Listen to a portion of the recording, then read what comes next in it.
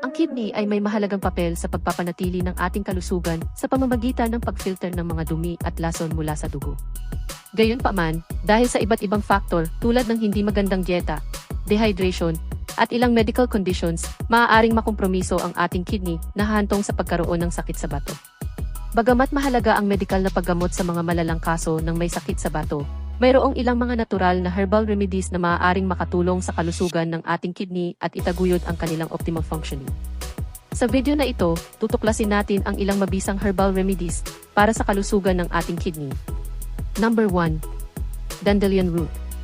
Ang dandelion root ay isang makapangyarihang herb na kilala sa mga diuretic na katangian nito na ginagawa itong beneficial para sa kalusugan ng kidney. Nakakatulong ito sa pagtaas ng produksyon ng ihi at pag-aalis ng mga lason sa katawan. Bukod pa rito, ang ugat ng dandelion ay naglalaman ng mahahalagang sustansya na sumusuporta sa kidney function, maaari itong inumin bilang tsaa. Number 2. Nettle leaf.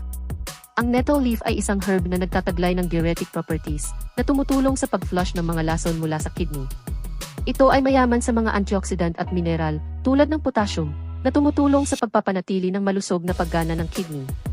Ang dahon ng nettle ay maaaring itimpla sa tsaa o gawin bilang supplement. Number 3. Cranberry. Ang cranberry ay kilala sa kanilang kakayahang suportahan ang urinary tract health o pag-ihi. Naglalaman ito ng mga compound na pumipigil sa pagdikit ng bakterya sa mga urinary tract wall. Binabawasan ang panganib ng impeksyon sa ihi na tinatawag nating urinary tract infections o UTI na maaaring makaapekto sa ating kidney. Ang pag-inom ng cranberry juice o pag-inom ng cranberry supplement ay maaaring makatulong upang maging healthy ang ating kidney o bato. Number 4. Ginger o luya. Ang luya ay ginagamit na halaman na may anti-inflammatory at antioxidant. Nakakatulong ito na mabawasan ang pamamaga sa ating mga bato at nagtataguyod ito ng proper blood circulation. Ang pag-inom ng ginger tea o pagsasama ng luya sa iyong pagkain ay maaaring magbigay ng mga benepisyo sa kalusugan ng bato.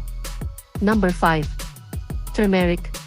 Ang turmeric ay isang makapangyarihang damo na naglalaman ng curcumin, isang compound na may makapangyarihang anti-inflammatory properties.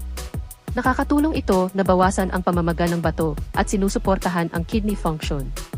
Ang pagdaragdag ng turmeric sa iyong mga pagkain o paggawa ito bilang supplement ay maaaring maging beneficial. Number 6. Butchu leaf. Ang dahon ng butchu ay isang herb na tradisyonal na ginagamit upang suportahan ang kalusugan ng ating kidney at urinary tract. Ito ay nagtataglay ng diuretic properties at maaaring makatulong sa pagpapagaan ng mga impeksyon sa ihi at pamamaga. Ang dahon ng butchu ay maaaring itimpla sa tsaa o gawin na supplement. Number 7. Marshmallow root.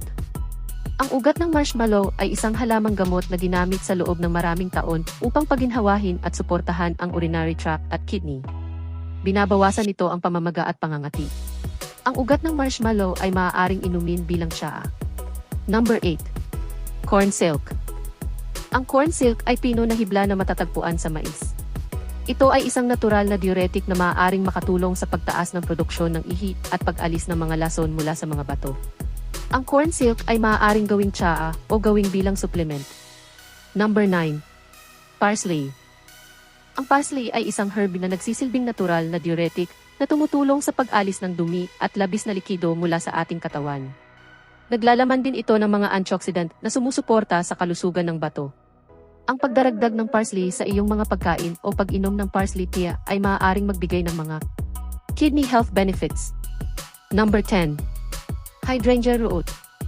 Ang hydrangea root ay ginamit na traditional medicine upang suportahan ang kalusugan ng ating bato. Maaari itong makatulong na mabawasan ang pamamaga at pag-alis ng mga kidney stone. Ang ugat ng hydrangea ay maaaring inumin bilang tsaa o gawin bilang supplement. Number 11. Astragalus. Ang astragalus ay isang herb na ginagamit sa tradisyonal na gamot ng mga Tsino upang suportahan ang kalusugan ng kidney. Mayroon itong mga anti-inflammatory properties at tumutulong na palakasin ang immune system. Ang astragalus ay maaaring inumin bilang tsaa.